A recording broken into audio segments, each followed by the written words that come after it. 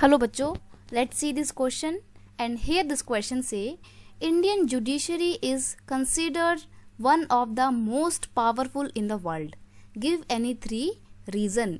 Question में आपसे बोला है जो इंडिया का जुडिशरी है उसको वर्ल्ड में बहुत पावरफुल बॉडी के तौर पे जाना जाता है। 3 रीज़न बताओ कि ऐसा क्यों है कि इंडियन जुडिशरी वर्ल्ड में बहुत ही पावरफुल बॉडी के तौर पे कंसिडर की जाती है। क्वेश्चन का की कॉन्सेप्ट है powerful Indian judiciary. Powerful Indian judiciary की हम बात करने वाले हैं। आंसर है, देखो इंडिया की जो जुडिशियल सिस्टम है वो पावरफुल क्यों है।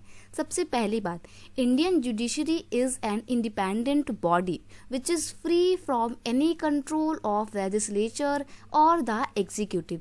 इंडिया का जो जुडिशियल सिस्टम है ना वो इतना ज़्यादा इंडिपेंडेंट बॉडी है, बिल्कुल स्वतंत्र होकर काम करता है, फेयर जजमेंट देता है। कोई भी ना तो लेजिस्लेचर और ना ही एग्जीक्यूटिव इसके काम में इंटरफेयर करता है, कोई भी इसके काम को कंट्रोल नहीं करता। ये बिल्कुल इंडिपेंडेंट बॉडी है और इंडिपेंडेंट बॉडी है इसीलिए फेयर तरीके से अपना काम कर पाती है और यही रीज़न है कि वर्ल्ड में इसको एक पावरफुल बॉडी कहा जाता है।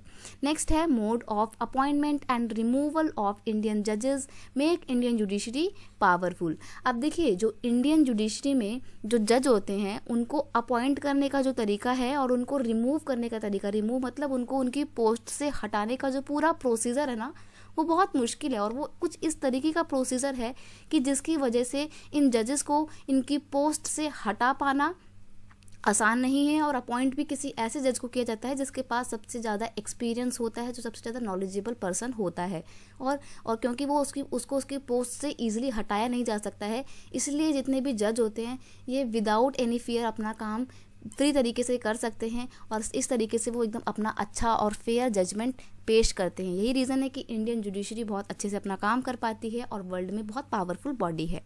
नेक्स्ट है, they can declare invalid any law of legislature or the action of executive whether at the union level or at the state level if they find such a law or action is against constitution। देखो एक और बहुत important चीज़ है, एक important power है जो Indian judiciary को overall world में बहुत पावरफुल बनाती है, वो ये कि अगर लेजिस्लेचर ने कोई भी लॉ बनाया है, कोई भी एक्शन लिया है और एग्जीक्यूटिव ने कोई भी काम किया है, कोई भी मतलब कोई एक्शन ऐसा ले लिया है एग्जीक्यूटिव ने जो कि कॉन्स्टिट्यूशन के अकॉर्डिंग नहीं है बल्कि कॉन्स्टिट्यूशन के अगेंस्ट में है, फिर चाहे वो लॉ बनाया हो लेजिस्लेचर ने सेंट्रल लेवल पे या स्टेट लेवल पे या फिर एग्जीक्यूटिव ने वो एक्शन यूनियन लेवल पे लिया हो या स्टेट लेवल पे लिया हो, कैसा भी अगर कोई काम कॉन्स्टिट्यूशन के अगेंस्ट में होता है तो जुडिशरी के पास पूरा अधिकार है कि वो उस काम को, उस लॉ को, उस एक्शन को इनवैलिड डिक्लेयर कर सकती है विदाउट एनी प्रोसीजर, बिना कोई प्रक्रिया के चलाए, बिना कोई इंफॉर्मेशन विदाउट एनी